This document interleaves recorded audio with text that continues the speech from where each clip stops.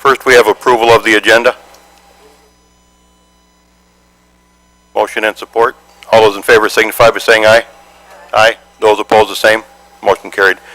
Public comments. If you have any public comments, anybody seeking an appointment, now is your time to talk. You have up to 5 minutes.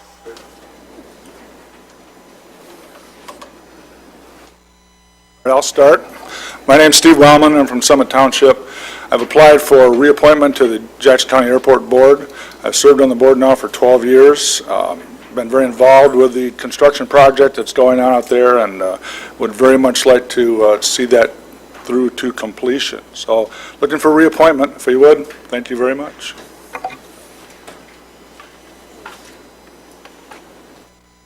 Good morning. My name's Val Cochran-Toops, and I'm on the Human Relations Commission over at City of Jackson. I've been on there since 2008.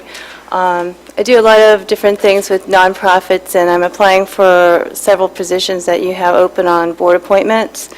One was Public Works, the other one was Planning Commission. I'm not sure about the difference between the two of them that, you would consider me for. And also Department on Aging, and I don't know if I'm old enough for that, but maybe, well, we'll see, right? I'll be getting there at some point in time. But, yeah, so I ran for election against Carl here, my commissioner for my district, and it was very encouraging, and I really enjoyed it, and found it highly enlightening for all the feedback that I got, and a lot of the information that they gave me just directly from my neighbors and other people in the county.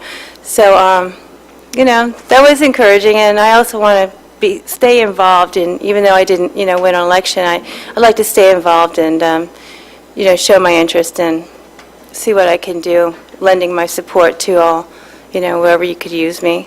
Other than that, I've served on a lot of different committees. I used to be the vice president of Newcomers and Friends, so very old club in Jackson. Essentially a women's club. It was a welcoming committee pretty much for people who were new to the area. I got into it by my mother-in-law. She kind of brought me into the fold, and I did that for many years, being vice president, which is a good position, vice president, because you get to do all the work and the president gets all the glory. And so I was in charge of all the entertainment and programs, so bringing all the new information to people that were new to the club. And I've also been on the board of directors for the Lenawee Native American Organization out of Lenawee County, put on projects like Mending the Sacred Hoop, Powwow. I was also co-chair for Linda Cypert's Falling Water Powwow. I think that was like in 2007, 2008. I also worked with Jinkamook, which is a traditional Native American celebration out of Canada. I also head up a small nonprofit called the American Métis Aboriginal Association, which is Métis are mixed blood, non-status, non-tribally affiliated Native Americans, American Indians that live in the communities. So we have a group. I'm also not Filipino, but I'm also a member of the American Filipino Association and some other stuff. So I love it if you consider me for a position on a board. I'm willing to offer my time and any expertise that I have in any area that might be of help. And thank you.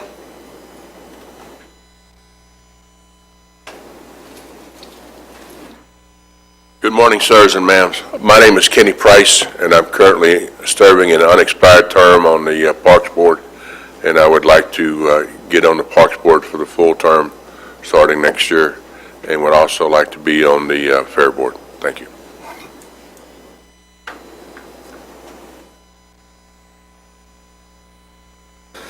Peter Bormuth. I've applied for the open position on the Board of Public Works. As Commissioner Shotwell and Administrator Overton know, I've been attending those meetings for the past year, though I missed the very last one. And I think I have a good grasp of the issues that come before the Board of Public Works, and I think that I'd be a very competent member and would bring a helpful perspective to the board, and would work well with the people who are on it. Thank you.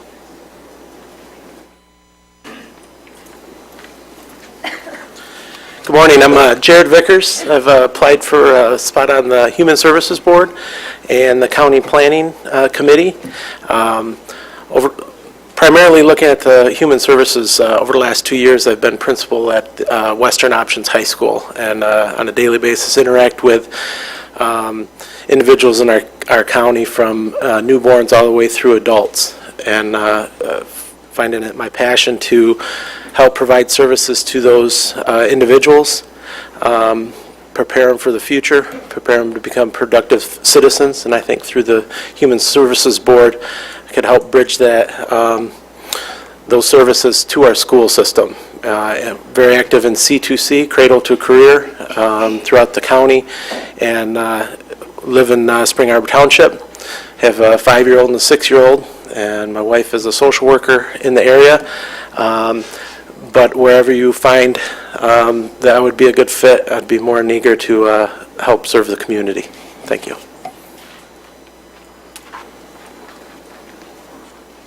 Good morning, Commissioners. My name is Diane Derby, and I'm a resident of Blackman Township. I'm seeking a reappointment to the Advisory Council for the Department on Aging. I am a 33-year employee from Consumers Energy. 23 years I've spent working in the benefits area, primarily with our senior population, our retirees, our surviving spouses. Through my work at Consumers, I became very passionate for our seniors' issues. I'm very familiar with their problems, their issues. I am seeking my 5th term on the Advisory Council. I'm also a member of the board for the Friends of Jackson Seniors. I'm the chairperson on that board. I would like you to allow me to continue my work with the seniors by reappointing me to the Advisory Council. Thank you.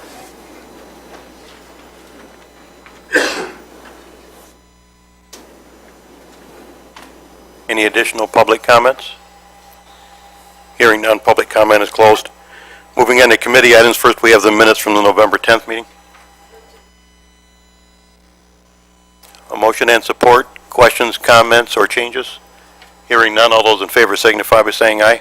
Aye. Those opposed, the same. Minutes are approved. Moving on to appointments. First want to say this is the longest list of appointments we've ever had, and I appreciate the article in the paper, I think, that maybe stimulated this. I think there was a little bit of confusion about some committees that are actually not up for appointment right now. Jared mentioned one, Human Services. That's not one that's up right now. The Planning Commission is, though. But again, it's kind of refreshing to see such a long list of applicants, and I will thank ahead of time those that have applied. So moving on to that, the first board that we have appointments for is one public member on the airport board. The current member is Steve Wellman, who has reapplied, and there are 5 other applicants, and I'd be looking for nominations. Dave. Excuse me, I nominate Steve Wellman. Support. Any other nominations? Any other nominations? Hearing none, all those in favor signify by saying aye. Aye. Those opposed, the same. Motion carried. Steve Wellman, your name will be sent on to the full board. Moving on to the BPW, that's also one public member. Ken Ellenboss is the current member. He has not reapplied. The applicants are, as you can see, Larry Baum, Autumn Taraya, I believe, Peter Bormuth, Vandell Stewart, Mark Krantz, Valerie Cochran-Toops, and Robert Welsh, and we'd be looking for a nomination. Dave. I nominate Larry Bam. Any other nominations? Hearing none, all those in favor signify by saying aye. Aye. Those opposed, the same. Larry Bam's name will be forwarded. Department on Aging Advisory Council, we have a number of seats. We'll fill them one at a time, obviously. The first one is the seat currently occupied by Diane Derby, who you heard from and has reapplied. I'll nominate Diane Derby. Any other nominations? Hearing none, all those in favor signify by saying aye. Aye. Those opposed, the same. First slot recommendation is Diane Derby. The next is the public member, current seat held by Don Peterson, who has reapplied. Support. Motion and support. Any other nominations for that position? Hearing none, all those in favor signify by saying aye. Aye. Those opposed, the same. Motion carried. Third public seat, currently occupied by Teresa Abbey, who has not reapplied that I can see. And you have the list of applicants. Be I'll- looking for nomination. Julie? I'll nominate William White. Okay, any other nominations? Dave? I nominate Valerie Toops. Any other nominations? Okay, we have 2 nominations. The clerk will call the roll. Next page. It continues on the, yeah. Commissioner Lechka. Commissioner Alexander. White. Commissioner Placzek. Chairman Elwell. White.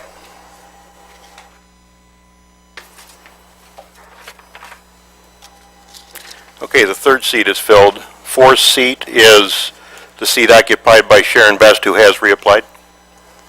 Looking for nominations. Support. Have a nomination and support. Any other nominations? Hearing none, all those in favor signify by saying aye. Aye. Those opposed, the same. Sharon Best's name will be forwarded. Next seat is currently occupied by Barb McClure, who has reapplied. Looking for nomination. Nomination and support. Any other nominations? Hearing none, all those in favor signify by saying aye. Aye. Those opposed, the same. Barb McClure's name will be forwarded. Next seat is currently occupied by Howard Griffiths, who has reapplied. Nomination and support. Any other nominations? I'll nominate Valerie Toops.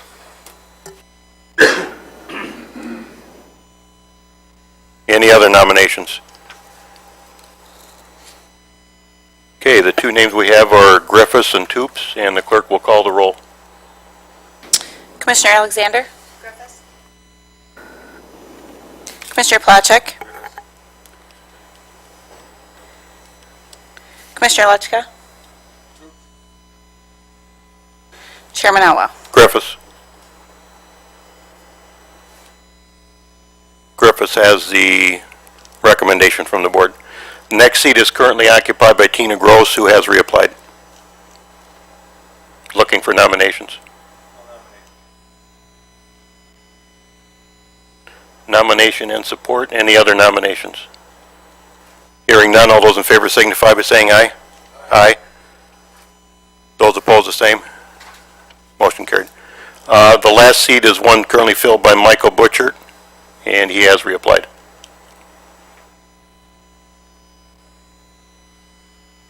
Have a nomination for Butchert? And support. Any other nominations? All those in favor signify by saying aye. Aye. Those opposed, the same. Okay, we have our list of recommendation, and thank you to all those that applied. Next, we have the Fair Board. It's 1 seat, currently held by Jill Sears, who has reapplied. Any other nominations? Hearing none, all those in favor signify by saying aye. Aye. Those opposed, the same. Jill Sears' name will be forwarded. Hospital Finance Authority.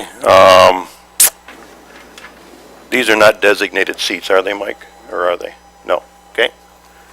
Okay, the first seat is one currently occupied by Karen Kaufman, and she has reapplied.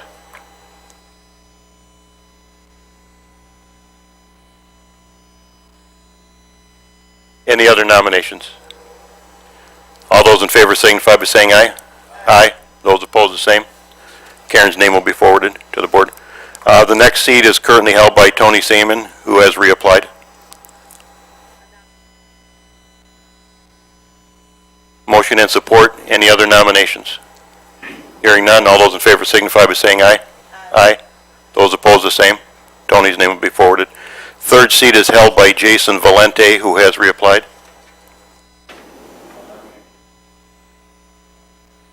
Motion and support. Any other nominations? Hearing none, all those in favor signify by saying aye. Aye. Those opposed, the same. Motion carried. Lastly, spot currently held by Michael Overton, and he has reapplied.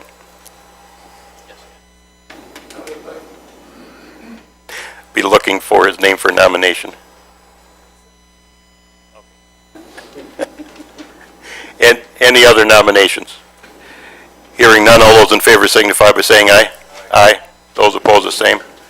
We have our names to forward for that. Next up is the Parks and Rec Board. First spot is currently occupied by Kenneth Price, who has reapplied. Any other nominations? Hearing none, all those in favor signify by saying aye. Aye. Those opposed, the same. Kenny's name will be forwarded. Next seat is one held by Robert Dubois, who has reapplied. Any other nominations? Hearing none, all those in favor signify by saying aye. Aye. Those opposed, the same. Those two names will be forwarded. The Planning Commission. The first seat is currently occupied by Nancy Hawley, who has reapplied.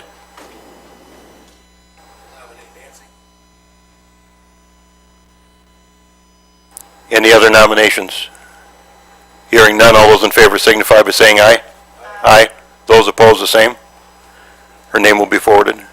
The next seat is currently held by Jennifer Morris, who has reapplied. I'll nominate Jennifer Morris. Any other nominations? Hearing none, all those in favor signify by saying aye. Aye. Those opposed, the same. Name will be forwarded. Last is a seat held by Ted Beals, who has reapplied. Ted Beals. I'll nominate Jared Vickers. Any other nominations? Hearing none, the clerk will call the roll. It is Ted Beals and Jared Vickers. Commissioner Placzek? Commissioner Lechka? Commissioner Alexander? Vickers. Chairman Elwell? Vickers. Karen, I didn't hear John's. 3-1. Okay, very good. Jared's name will be forwarded on. Next, we have the Region 2 Planning Commission, and the first seat is one occupied by Cassandra Legal, who has not reapplied on my list. I'll nominate Jenny Broderick.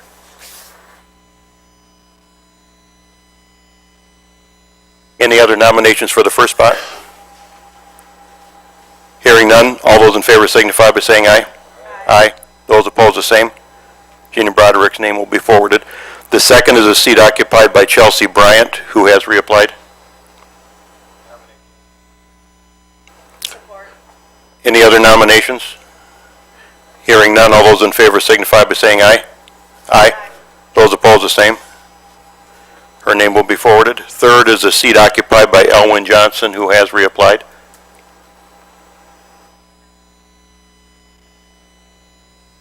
Any other nominations? Hearing none, all those in favor signify by saying aye. Aye. Those opposed, the same. Name will be forwarded on. The next seat is occupied by Lynn Fessel, and she has reapplied. Any other nominations? All those in favor signify by saying aye. Aye. Those opposed, the same. Lynn's name will be forwarded. The last is a vacant seat, and I believe it's noteworthy to mention that one of the applicants, Rick Seegers, apparently already occupies a seat that is not expired. Correct, Mr. Chairman? So you can scratch his name from the list of applicants for that last seat, and we'd be looking for nominations.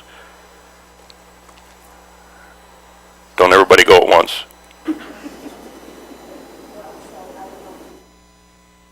Looking for any nominations. And if there are none, we can forward it on without a recommendation. It's our job really to do that here.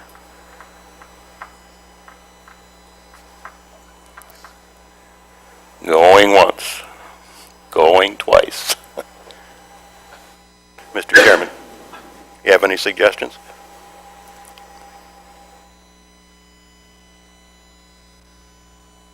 Okay. We will deviate from the norm and leave this seat open and forward it on without a recommendation for this one particular seat. And if I have my list right, that completes our chores on appointments, or did I miss one, Julie? Julie, you're looking at me like I've missed something. Oh. I didn't feel that.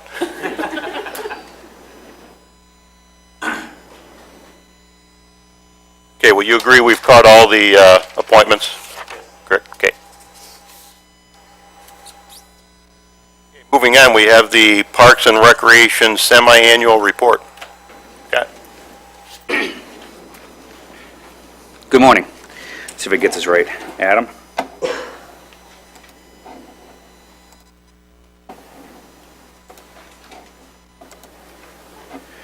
Good morning, everyone. See if I am very proud to say that as of the 15th of this month, we'll be removing the wall for the Cascades. We've raised all the necessary funds to go to Phase 1 and complete Phase 1. If you were to go out there today, you'll see all the seats have been cut and ready for preparation to move over to the fairgrounds. And then the Dunnigans and the Baileys and Lester Brothers are working on removing the hip wall that runs along the perimeter there so they can get access, and Miller Trucking will be moving them over to North Street. So we're very, very proud as a Cascades team, champion team, to allow that to happen and move forward. So it's been a great several months since May, and we're at the point now where we're ready to go. So hope to see you all there next Monday at 8 o'clock. We had a unique opportunity. We were approached by Worth & Worth Associates, the lawyers, Bill and Patricia, to consider doing community events and open the the Cascades open to the public for free, and they basically paid the gate fee about what we used to make on an annual basis, or I should say a nightly basis on Sundays. And so we did it 2 other times. We had Relay for Life there, and then we had Pack and Ship come out there. And in doing so, it was an excellent opportunity to open it up free to the public again for the first time in a while. And for the 3 events, we had close to over 5,000 people come out and get a chance to enjoy the Cascades. A very, very diverse group, and our concession sales were phenomenal, along with the gift shop sales. So we're looking forward to doing that again next year in several months. Fair Master Plan, we are moving forward with that. We had a very, very good turnout for the RFQs that came in. We had 11 of them come in. We've reduced that number to 6, and we're going to reduce that number to 3, and all of them were very competitive. And I think we'll have an excellent selection when we get the 3 selected, and at the same time, too, we'll have an interview process and a presentation of those three individual contractors, and look to select one and move forward with the master planning process. So it's a unique opportunity since the mid-'90s to really renovate and move forward with the fairgrounds as a whole, and not just the fair itself, but everything that we can do in the future at the fairgrounds. Last month, we finally secured the last piece of property for the green space. We call it the Flannery property, in conjunction with the Jackson Public School property, about 40 acres of property to be able to connect the intercity trail to Sparks Park. That is ready to go. Right now, we own all the property, and we're looking to submit a grant to the Michigan Department of Natural Resources before May 1st of next year to help secure funding to supplement the other funds that we have and will have in order to create that trail connector that'll run right off into Kibbe. And then my understanding is the city is working on renovating Kibbe Road, and in conjunction with that, they want to actually put a trail similar to what they did for Brown Street all the way down to West Street. So that'll help us with the connection, getting past the Manor House and over to Denton Road, and make that connection to the trail system in and around the Cascades. So we're looking forward to that opportunity as we move forward. Lime Lake. We're submitting plans to DNR to have a permanent structure. And I'm going to introduce in a few moments Steve Robinson, but as you see these photographs, this is what it looked like when it was completed, when Brandon Ransom was here and the staff. They actually filled the fen, but due to weather conditions and a rising lake, it blew it back out again back in 2012. So we worked with the Spring Arbor Township residents. We had a public meeting that Commissioner Alexander hosted and was a moderator there. And we were able to come back and work with the parolees, I should say, of the state. And we moved about 500 sandbags to put a temporary structure to retain the water that was leaking and draining out of South Lake. And this is what it looks like today. We have some signs up there, and it has not been tampered with. I knew there was a lot of damage done in the past with that, but this actually has worked out. We work with the Sheriff's Department and the residents and the people that visit Lime Lake along the trail to keep an eye on it. And so moving forward, we hope next year to actually create a permanent structure, still using what you see here as kind of the base, but actually cover it up, fill the fen, and restore it to what it used to be many years ago. Swains Lake Cabin, that was funded by the Park Association last year. We got it in July. Had a reasonable amount of rentals out of it, looking to do a little bit more marketing and promote to get it more active coming up in this new year. But if you had a chance to go out to Swains Lake Campground, that's where it sits. It sits on site number 1 overlooking the lake. And if you go out there today, the roof is on, the walls are up, and this is the renovation of the bathroom, restroom facilities at Swains Lake Campground. It'll be ADA accessible and energy efficient, both in the heating and lighting and the management of the restrooms that are there also. So it's all enclosed now, pouring the concrete floor, and then moving forward from there. Jones Construction is the contractor that's out there, and Toby and I, and all of our staff, we've had a really good relationship, so they're moving swiftly with that, and it'll be a great, great addition when we open up the season in May. Cascades Golf Course, we were able to secure a liquor license. We started selling liquor in September, and look forward to moving forward with that, but also 2 renovations to the grounds, still trying to manage some of the multiple stumps that are out there and the dead trees. We are replacing the position for Scott Bradford, who's retiring in a couple of days, as the golf superintendent moving forward, but looking forward to a great season with Phil Fishmeister at the helm and the golf course management of the clubhouse and the rest of the staff that's out there. So we're looking forward to a great season coming up. And lastly, I had a unique opportunity this spring.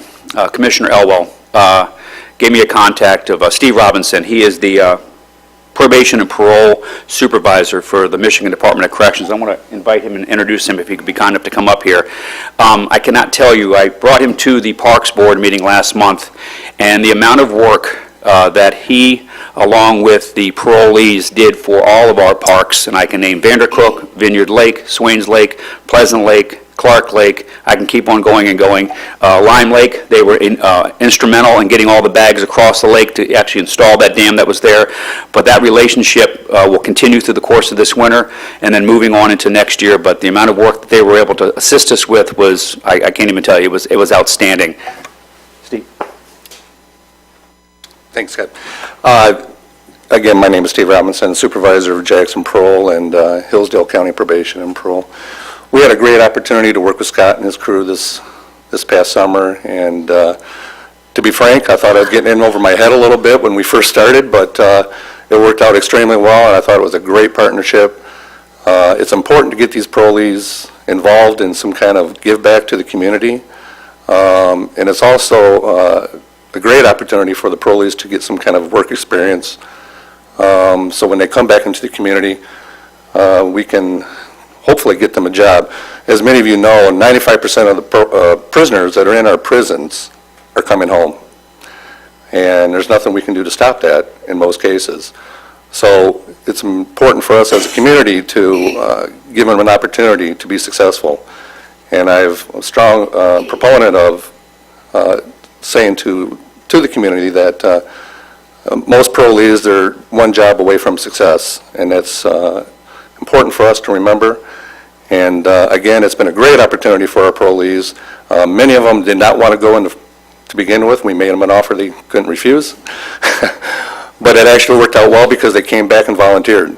So I think they got excited about a lot of the projects that we got involved in over the summer. So it worked out great. And we're looking forward to starting it up again and continuing next summer. Thank you. Thanks, Steve. Thank you very much. And, whoops. And lastly, thank you for your time and attention. And if anybody can guess who's in that costume, I'll buy you a cup of coffee. Any questions? Yes. I'd be curious to know how many parolees participated in the number of hours that are estimated that were given. I believe you know that one. For each project, we came out twice a week, usually on Tuesdays and Thursdays, and we had a group of 8 to 10 parolees per day. That was about the amount of parolees that we can transport at one time, so. But over the course of the summer, we had multiple parolees get involved. We volunteered a lot of them, and then others volunteered themselves. So it was several parolees over the course of the summer, 8 to 10 per day. Any other questions? Thank you very Thanks, much. Scott. Just one additional comment with Steve. Steve and I struck up the conversation about using parolees for this at the, what's called a community liaison committee meetings months and months and months ago. So it's just a group that informally kind of gets together to talk about what's going on, and that's when we kind of brainstormed about that. So I'm glad it's worked out so well. Thank you, Scott. Thank you. Next up is the Enterprise Group for the Blackman and Parma Sandstone LDFA.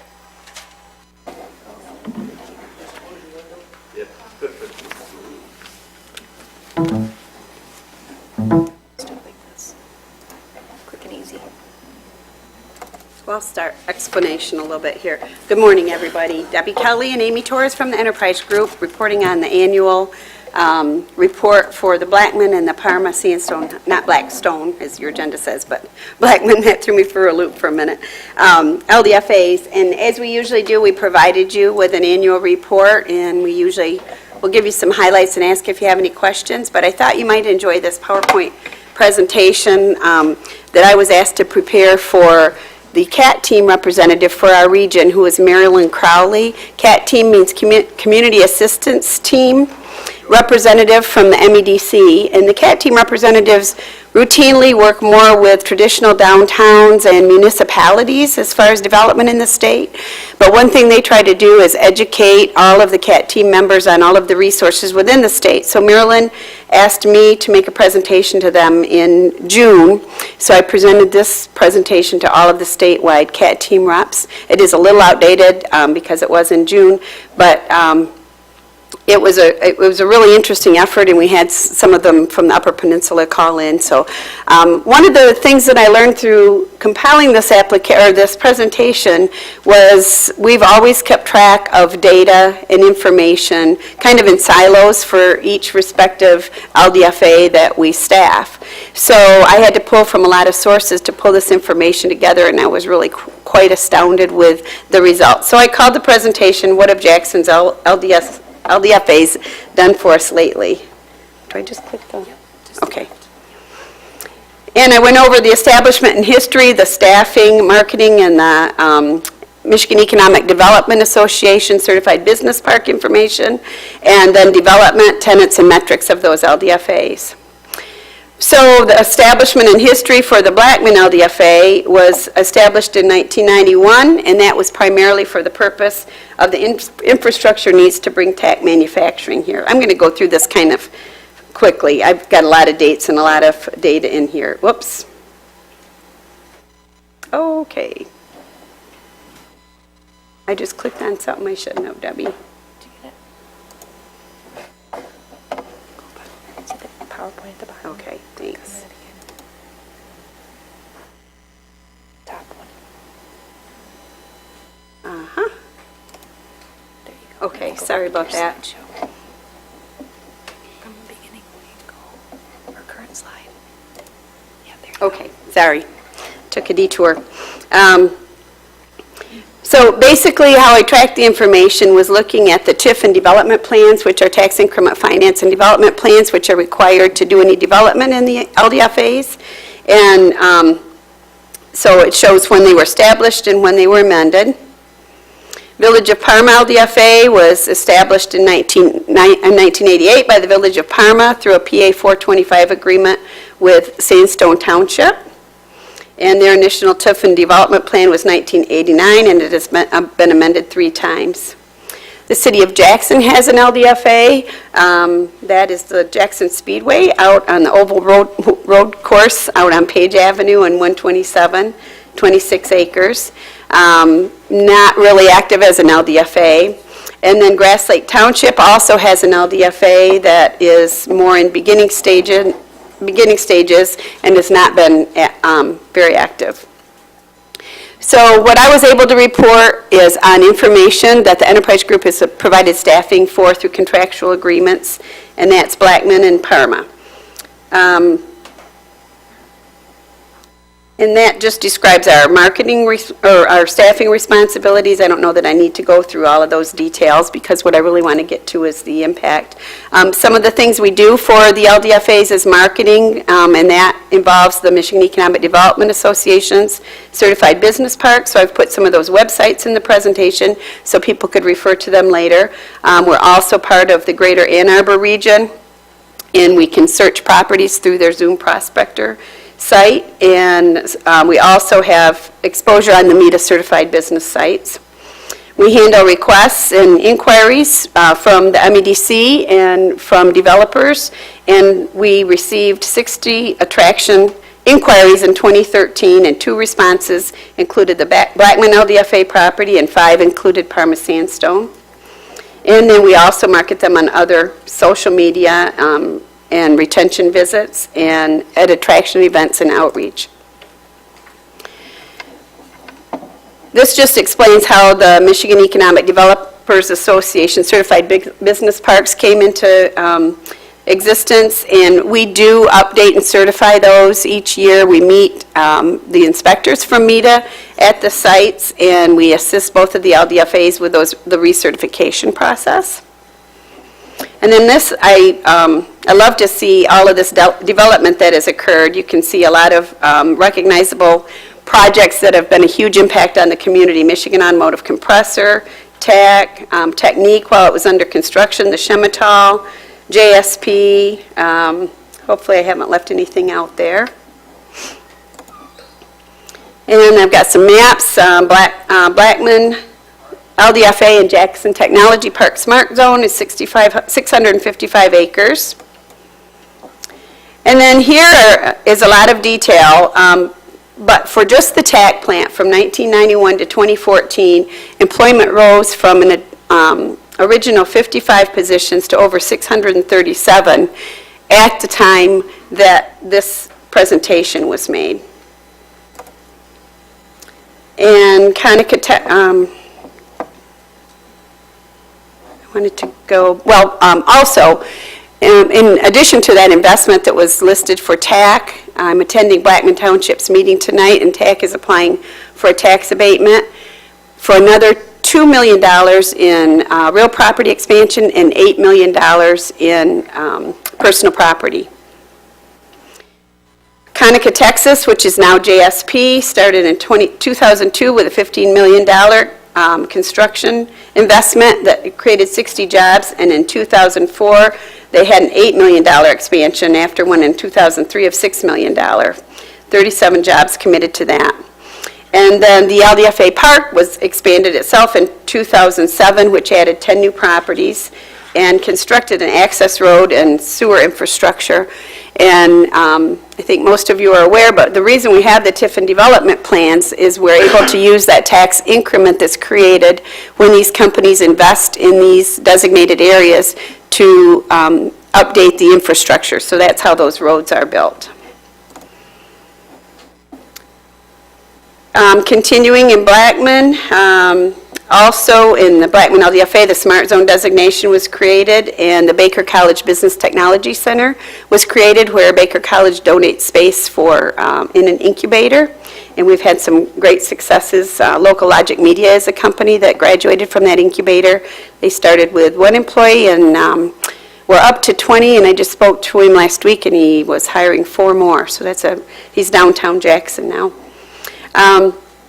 Chemitol, you're very familiar with that. It was constructed in 2012, $25 million project, 200,000 square foot building on a 40-acre site. They retained 18 jobs and created 75, and their employment is up over what they originally committed. And they had mega incentive from the state and a 12-year tax abatement. And of course, Technique is operational now in the Blackman LDFA, and that was in May of 2014, a $12 million construction investment, 140,000 square foot building, and he relocated 50 jobs within the county and created 25 new. And that relocation is still in progress because they're still working on finalization of their offices. So they've been in production, but they've had offices at two of their sites, at least two of them. And then the new building out on Blackman Road in County Farm, 50-foot ceilings. I don't know if all of you have seen that or not, but it's well worth going out. Is JSP Sheet Foams LLC, which is a joint venture between JSP and another company. And they are operational as of August 2011, they were announced. And I actually went on a retention visit there a couple months ago.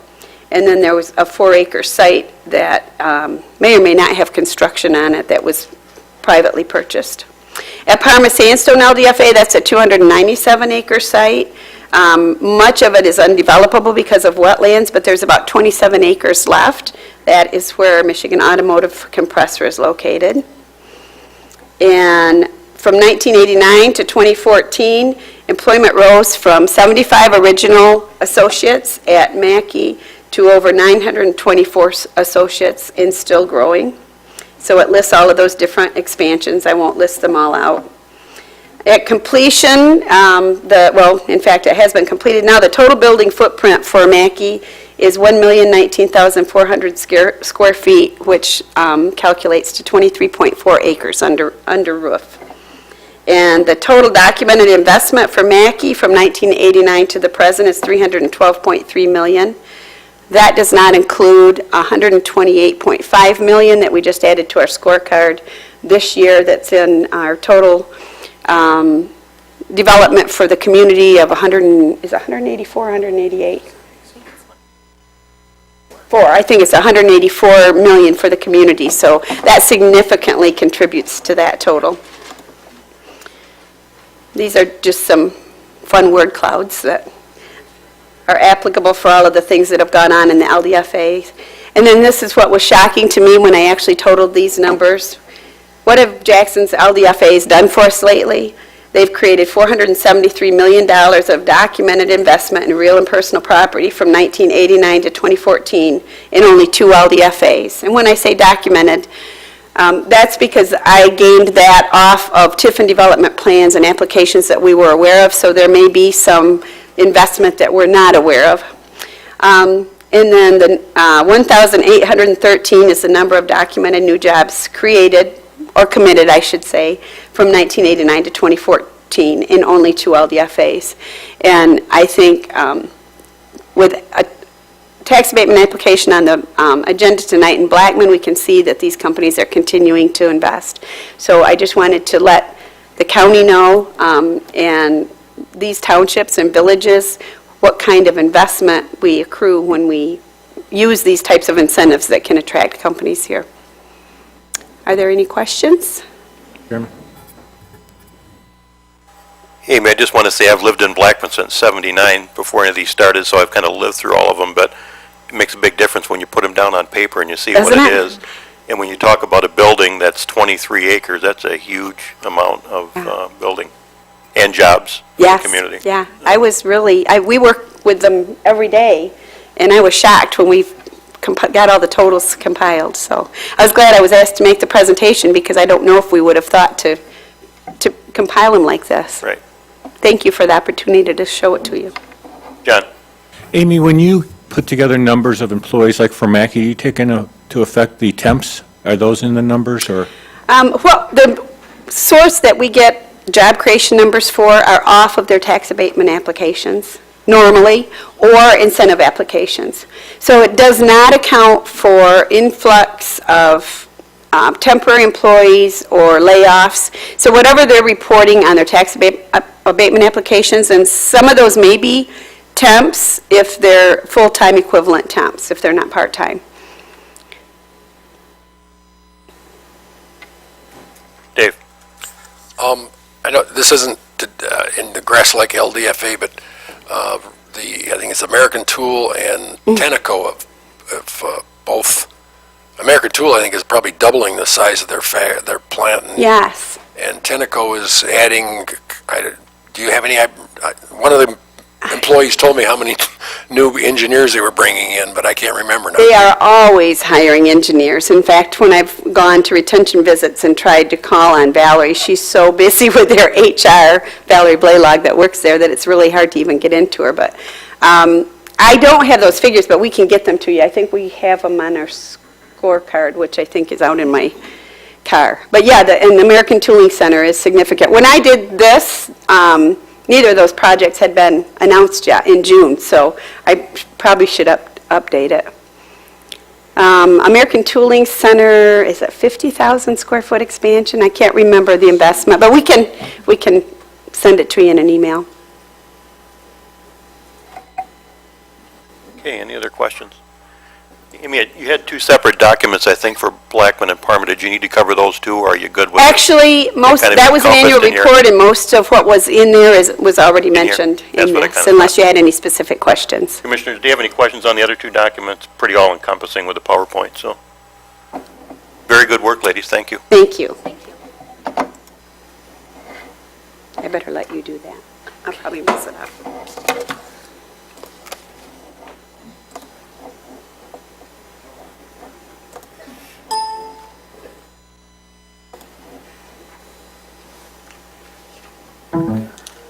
Friend of the court, good morning. Good morning. Wanted to start out talking a little bit about the state arrears discharge project. I've brought that up pretty much every quarter because it's an exciting program and a unique opportunity for payers that have arrears that they simply cannot pay. Just looking back from December of 2013, we had eliminated approximately $1.2 million in state arrears that were not enforceable, not collectible. Since that time, and I've updated the number from the report that I gave you, we have eliminated roughly $4.6 million in arrears that have been unenforceable. So that's a tremendous amount of money that essentially was just a burden on clients that simply could not pay. So those were the individuals that felt like they couldn't reach out to us, they couldn't contact us because they knew they had thousands of dollars in state arrears that they couldn't pay and run the risk of having warrants, all of those types of things, not wanting to gain traditional employment because they were worried about the income withholding orders, things like that. So we're real excited that amount of money has been able to be eliminated off of the residents of Jackson County. It also helps our incentives because those arrears count negatively towards us on our federal incentives. So every dollar that we collect moves towards our incentives. If that denominator, the total number of arrears that we have to collect is reduced, that helps our incentives as well. So that's a positive for both our office as well as the clients. Moving on, the next thing that I wanted to talk to you guys about is the specialization. Since upgrading the 2 caseworker positions, we've moved towards a specialized approach for the caseworkers.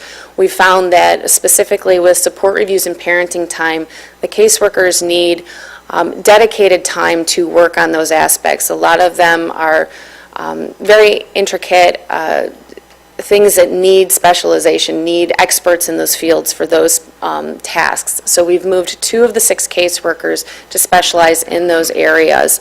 And we're moving forward with that this month. So this will be the first month of having those 2 individuals focus solely on parenting time complaints and support reviews. The other 4 caseworkers are going to focus on the proactive generalized enforcement.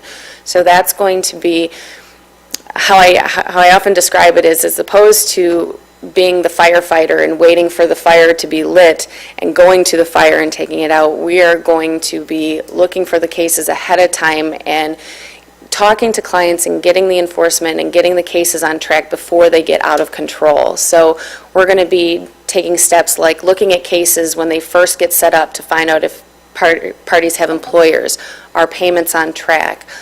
Before it gets to where there's $5,000, $10,000 in back child support and we're relying on a parent to call us and say, well, where's our money? What's going on?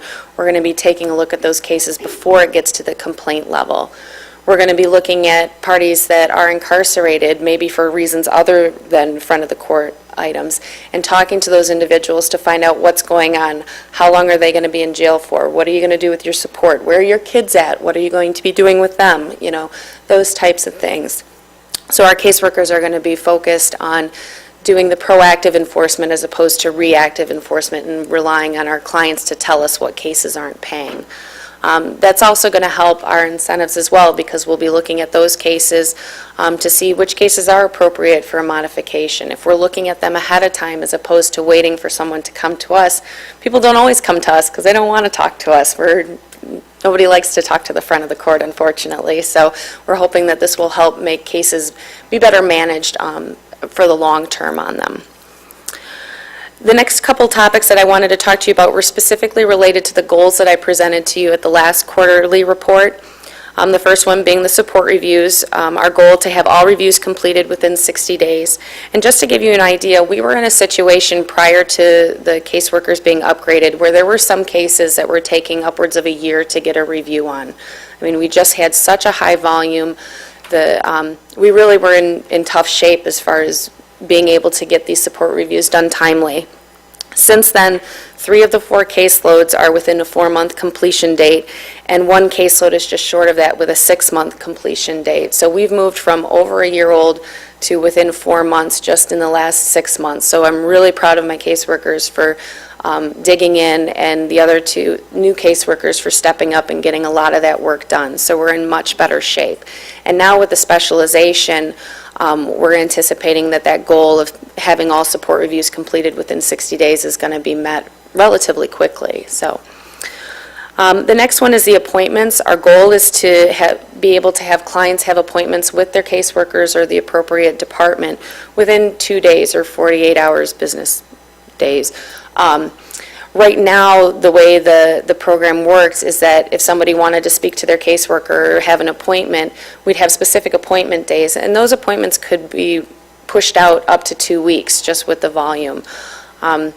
I know for me, I wasn't satisfied with that if I'd want to call and have an appointment with my caseworker, so that's why we established the goal of a client or a caseworker giving a client a call back within 2 business days. We've launched that program effective December 1, and we've just started working with it, but so far it appears to be working. And how it's working out is that when a client wants an appointment, rather than setting a set date and time, the customer is just told, okay, we will have your caseworker, your enforcement specialist, call you back within 2 days. Now, if we have some clients that say, well, you know what, I work from this time to this time, so I need the call to be after such and such a time, we do that. Or if there's a particular client that wants a specific time to be called back, that's fine. But in most cases, it depends on the complexity of the case. Some of the appointments are relatively simple. The caseworker can look at it and call the person back right away. Other times we need to do a little more research. So that gives us the flexibility to do that and to call the people back without impacting their time. So they have to pull away from their jobs so that they can make themselves available for this particular call. So the next one is the parenting time. Our goal is parenting time complaints to be processed within 5 business days. Right now, that current status of that prior to the goal was it really fluctuated. Around the holidays, we'd have just an influx of parenting time complaints, specifically, parents having issues with summer parenting time or 4th of July or the Christmas time of year. I mean, that generally is when people have more issues with their parenting time. So since establishing that goal, and really it has not been the highest priority goal yet because it hasn't been in too tough of shape, we've been working on the support reviews and the appointments. Most of the caseworkers, once I laid that goal out for them, or we set that goal, they started chipping away and working on that. A lot of them just want to see, okay, can this be done? Where am I at with it? And so now we have 2 of the 4 caseworkers who are working within 2 days of getting or 2 weeks of getting their parenting time complaints. And 3 of the caseworkers have less than 10 parenting time complaints waiting to get processed. So it really, just establishing that goal and having it, I think, in the back of our caseworkers' minds has allowed them an opportunity to keep that better managed. So I'm real happy with the progress that's going. And once we're able to get the dust settled on the other goals that we're working on, I think we'll be able to quickly move forward with that goal. The last thing is just my reminder that the annual retreat or in-service training, the office is going to be closed tomorrow and Tuesday. Every year we take a day to keep staff and train them on the latest upgrades and systems, customer service. The State Court Administrator's Office is coming in to do a training on dealing with difficult or challenging clients, specifically those with mental health issues, substance abuse issues, language barriers, things of that nature.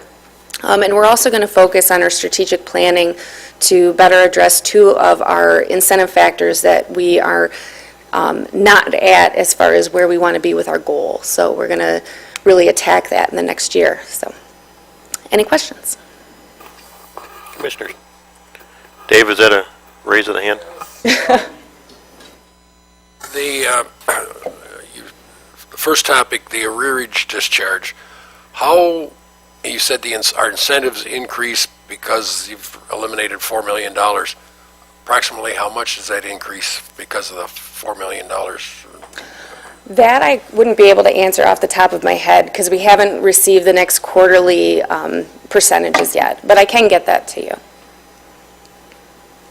Julie, do you have a question? Sarah, if I were to walk into your lobby where an individual comes and makes a payment, can you share with us the difference between a Friday afternoon, because someone doesn't want to be sent to jail, and Wednesday morning? What's the difference in the lobby? In other words, the clientele, how active is it? Well, ironically enough, the Wednesday mornings and the Friday afternoons are probably the most busiest time in our office. Wednesday mornings, we have show cause hearings scheduled, so we can have up to 100 hearings scheduled, which can be a large number of individuals in our office. So Wednesday mornings is probably not a great time to come to our office. Usually Mondays and Tuesdays are reasonable days for walk-ins to come to the office as far as foot traffic. Thursday, we have a lot of motion hearings scheduled, not for contempt, but just for parenting time, custody, support motions. So it's a high traffic day, but it's not the same feel as like a Wednesday morning. Friday is generally a little bit busier because of the payment plans, the pay or stay programs, where people are ordered to make a payment by Friday at 4 o'clock. So we do have a high volume of people that come into the office on Fridays simply to make the payment and then they leave. And we've tried to set it up with the cashier station, the payments only station, where people can come in, make their payment and go. They don't have to, wait for the individuals in the main area.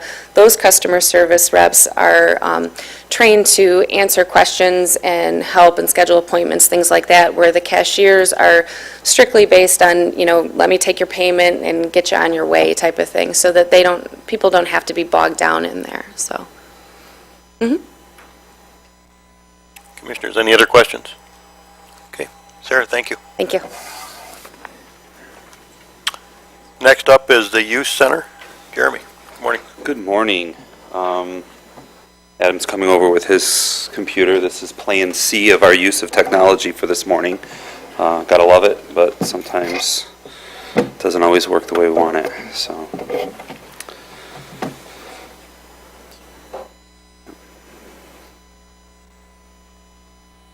Okay, thank you.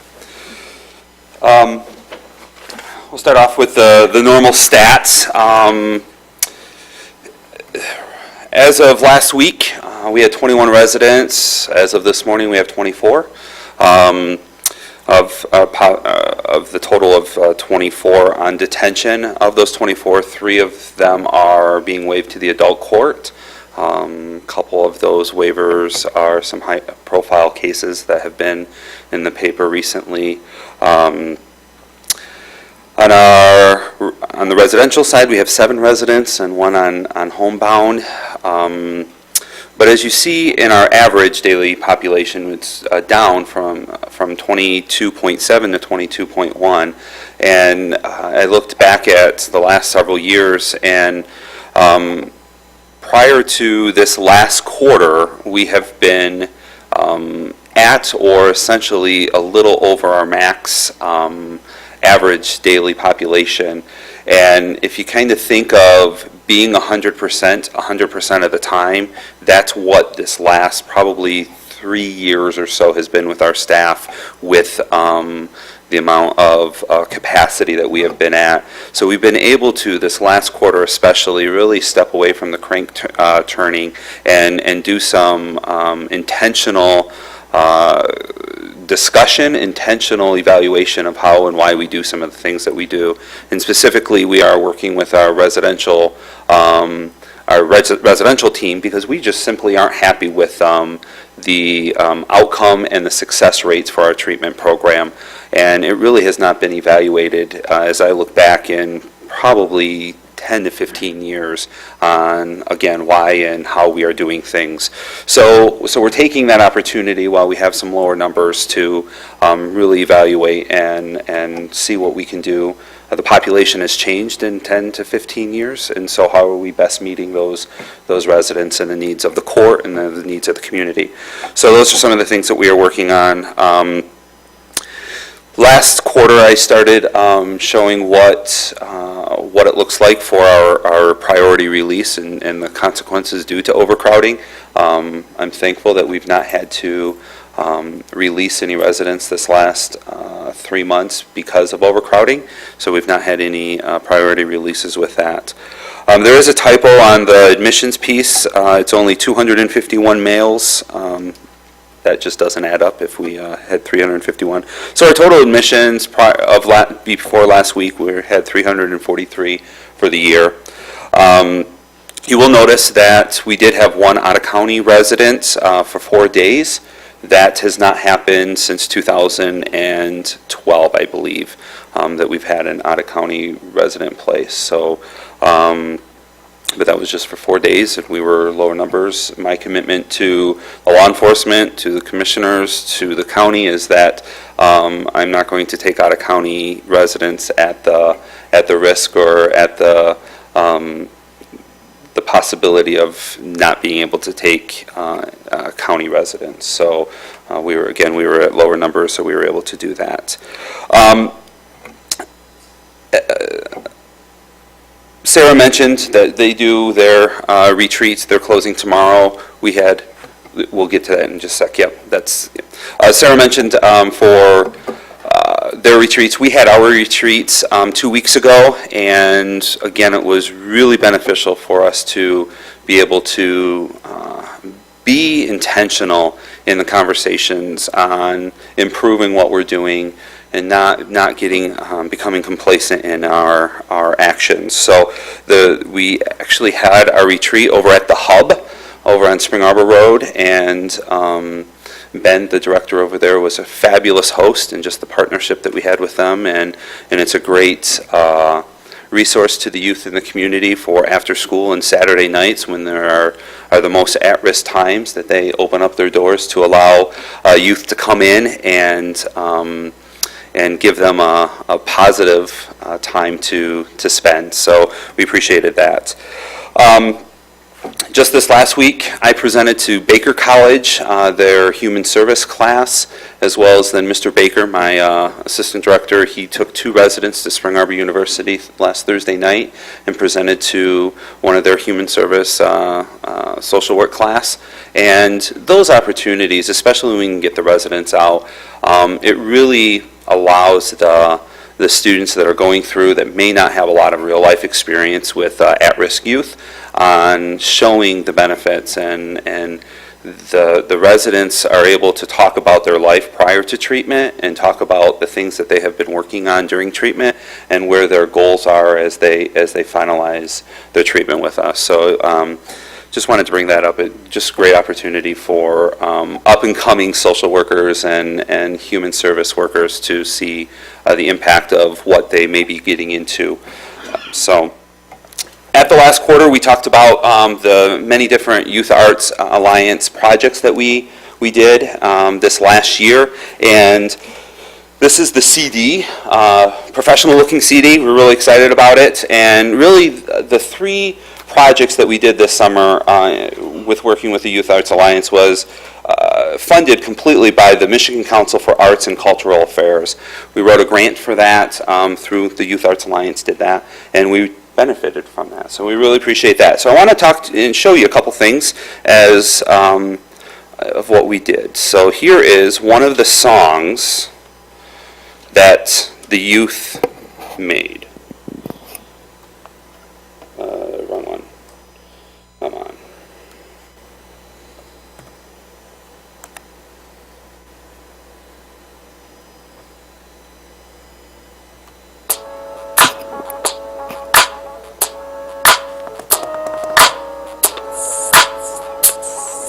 My name is Little Coco, I'm 14 years old. I'm locked up cause I never did what I was told. I never learned my lesson, now I'm locked up and I'm stressing. I don't know when I'll go home and be on my own. I gotta realize that things ain't the same. When I get out, I gotta show that I changed. They say everything I do is wrong, I just need to keep my head up and stay strong. I changed from here for the good, so that when I get out, I ain't gonna be back in the hood. I'm still the best. So that's just a small example of the opportunity and the outlet for the residents to evaluate. Again, as I mentioned before, they don't do poems, they do raps. And so this is their way to really express what some of the things that they are doing. And that song was Chain Link Fence. As you get through the whole chorus, it talks about that. This is a time-lapse video of our mosaic being put together, which is really cool. And the video quality is not the greatest, but you'll see the post project in a little bit.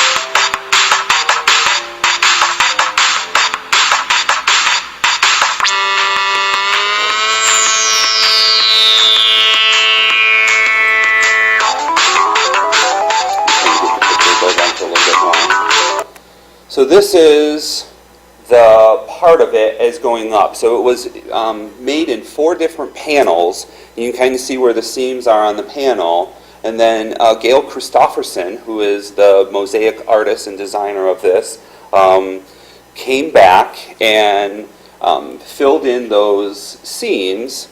And this is what it looks like now. And looking at the front of our building as you enter into the Jackson County Youth Center. It's called the Rising Sun. The residents worked with this design, and the intention is, and the reason for this design specifically is that each day is a new opportunity with the Rising Sun. So just a great opportunity for the residents, again, for expression, a positive, creative opportunity for them to express themselves and being able to communicate. And then the third project was our mural, and they worked on that. I'm keeping the facilities department pretty busy with our capital project for door access, card access project, so I expect that this will be hung in our dining room in the near future. And just, again, whatever happens, don't give up. Climb the mountain of success, push the limits to overcome struggles, live life to the fullest, courage to prosper, freedom and endurance. So these are the residents in what they are looking at on the hope for the future for them and progressing out of the stuff that they are in right now. Any questions? Commissioners? Julie? Thank you for that information. Is there any new information you'd like to share with us with in regard to Rise Above, or how the progress is coming with that association? Yep, and we have had many meetings these last several months. I'm actually on the board for Rise Above and the board chair, and so I've been working very closely, not only as partnership right next to him as well, but then also being on that planning and leadership side. We are looking for a January rollout. We have Western, Northwest. We've most recently had Jackson Public.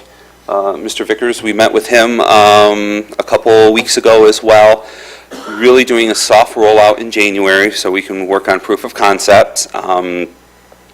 As well as we had intended to have them start working with our residents in the fall, but as it's the little snowball that starts at the top of the hill, and we're just trying to get caught up and keep caught up with all the positive support and the great community support than what we've seen. So we've needed to slow that down a little bit, make sure that we have all our bases and foundation solid, and looking forward to starting at the beginning of the year.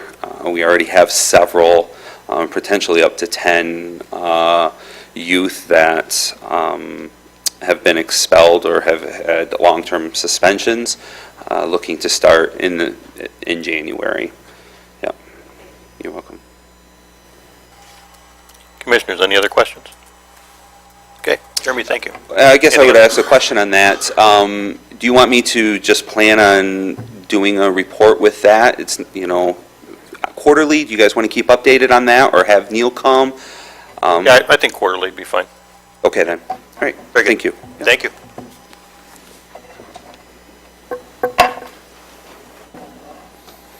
Thank you. Next up, we have the Equalization Department biannual report, followed by the apportionment report. Ruth, where'd you go? I'm plugging this in down here, hopefully.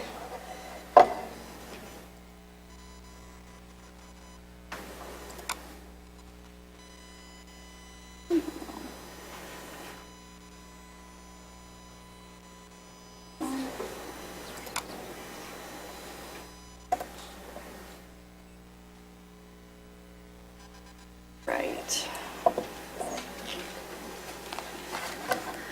Good morning. Morning. This is kind of our standard annual or biannual report. The first couple of pages are just kind of reporting activity and statistics, mainly, just keeping up with reports for the state. I don't need to go over all of this with you unless you have specific questions. Our study and appraisal activity, you can tell, is up about 400%, 388% from the low that it was in 2009, and significantly higher than it's been in a number of years. There's a lot more sales going on right now, a lot more market activity. So hence we're getting a lot more property visits and analyzing of data. Land divisions are up about 100% from their low. Deed processing up about 60%. If you look at the 2013, last year we processed about 10,500. This year, third quarter, we're at 7,200, so about the same. What's new, our sales and appraisal studies have gone out to all the local units. They're reviewing them right now. We've got about 10% of them back. So we've got some preliminary numbers, but they're very preliminary. We were able to accomplish a little bit more review this year. We do have a new agricultural appraiser, Kyle Ogle. So this is her first year cycle, getting through the whole thing. So she's just finalizing that, getting through.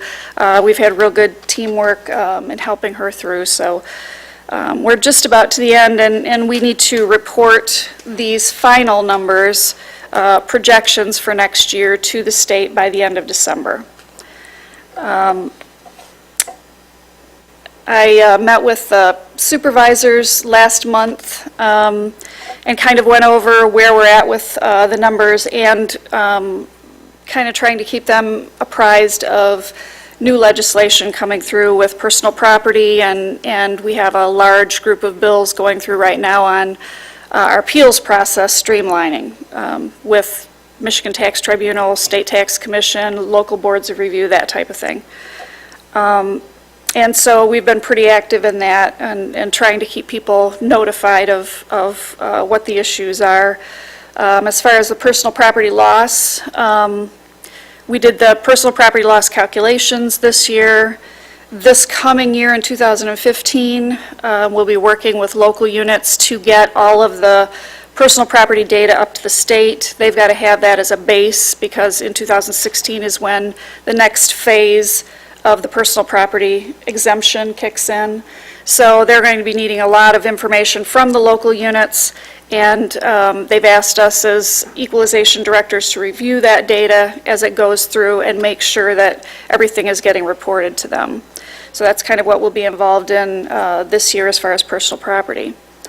Our res study this year, if you look at the following page, is showing like a 4.39% increase. So it's significant for us. Some of these are very high. These are sales, so there's not a lot of change that will occur with them because unless an assessor lets us know that a sale wasn't a good sale or that type of thing. The one that I may still modify, I need to do some more analysis, is Henrietta, because they're looking at a almost 16% increase in their residential, and that's due to the fact that they had a lot of lake sales around Pleasant Lake.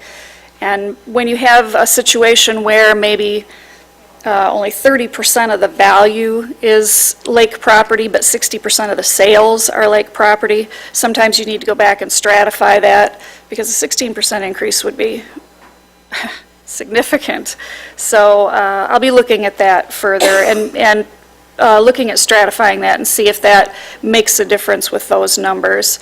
But you can tell the areas that are showing the largest increase are Liberty, Pulaski, Spring Arbor, and Summit. And that final page there, if you look at it, is just kind of a visual representation of the residential grid sales. So if you look at that, the darker red the color, the more change there will be, more increase. And you can see there's just a couple of townships still that are seeing a decrease in value, and that's Springport and Parma. And that's kind of that little corner over there. I'm not quite sure why, but they're still going to be seeing a decrease this year. All the rest are either even or will be seeing an increase this year, according to sales. So, are there any questions on any of that information? Commissioners, any questions on this part? Okay. All right. Moving on. And the next item I have for you is the amended apportionment report. This just, Concord Schools had a second millage that, in all honesty, I wasn't aware of. I looked at their first one, which didn't take effect until 2016.